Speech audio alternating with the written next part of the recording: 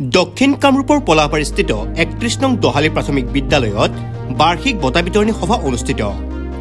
সভাত উপস্থিত থাকে ক্ৰমে স্কুলৰ প্ৰধান শিক্ষক অনিল কলিতা, পৰিচালনা সমিতিৰ সভাপতি মন্টু নাথ, ৰামপুৰ শিক্ষাখণ্ডৰ শিক্ষা বিষয়া উৎপলা গগৈ, তৃপ্তিময়ী তালুকদাৰ, যুৱ পৰিষদৰ কেন্দ্ৰীয় তথ্য প্ৰযুক্তি সম্পাদক জন গোস্বামী, দাতা সদস্য ক্ৰমে বৰুণ নাথ, চন্দ্ৰপ্ৰভা দেৱী, অভয়া তালুকদাৰ, মৃগেন তালুকদাৰ, মিনু নাথ, বিনাপানী মহন্ত, বিমল শৰ্মা প্ৰমুখে বহুতো দাতা সদস্য, মাতৃগোটৰ সদস্য, অভিভাৱক তথা ছাত্ৰ ছাত্ৰীসকল উপস্থিত থাকে।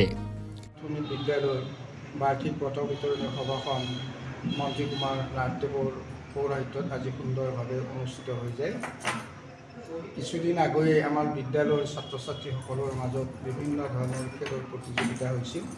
এই প্ৰতিযোগিতাত অংশগ্ৰহণ কৰি স্থান পোৱা ছাত্ৰ ছাত্ৰীসকলৰ লগতে যিসকল মেধা ছাত্ৰ ছাত্ৰী আমাৰ আছে, প্ৰতিটো শ্ৰেণীৰ পৰা ৩জনকৈ ৰোল নম্বৰ ১, ২, ৩ এই প্ৰতিজনকে আমি মেধা বঁটা দিওঁ, নগদ ধনেৰে পুৰস্কৃত কৰোঁ।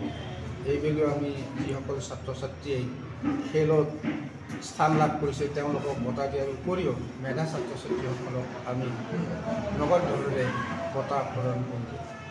এই অনুষ্ঠানত আমাৰ ৰামপুৰ শিক্ষাখণ্ডৰ শিক্ষা বিষয়া মহোদয়াৰ লগতে BRP আৰু আমাৰ বিদ্যালয়ৰ মাতৃগোট, অভিভাৱক আৰু ছাত্ৰ ছাত্ৰীসকলৰ উপস্থিতিত উলাহ মালহেৰে আজি দিনজোৰা কাৰ্যসূচীৰে বঁটা বিতৰণী সভাখন অনুষ্ঠিত হৈছে। আমাৰ কিছু সদস্য ব্যক্তিয়ে আমাৰ বিদ্যালয়ত নগদ ধন আগবঢ়াইছে। সেই নগদ ধনখিনি আমি বেংকত স্থায়ী জমা হিচাপে জমা ৰাখিছোঁ আৰু তাৰ যিটো সুত ওলায় এই সুতেৰে আমি প্ৰতি বছৰে এই মেধা ছাত্ৰ ছাত্ৰীসকলক আমি বঁটা দি আহিছোঁ।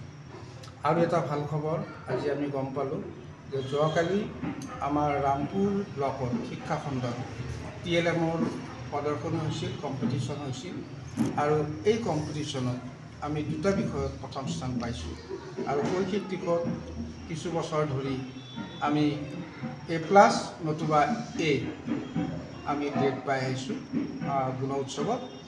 এইখন আমাৰ বিদ্যালয় আপুনি দেখিছেই, চৌদিশটো কি ধুনীয়া সুন্দৰ হৈ আছে, গতিকে এইখিনি মোৰ ক'বলগীয়া।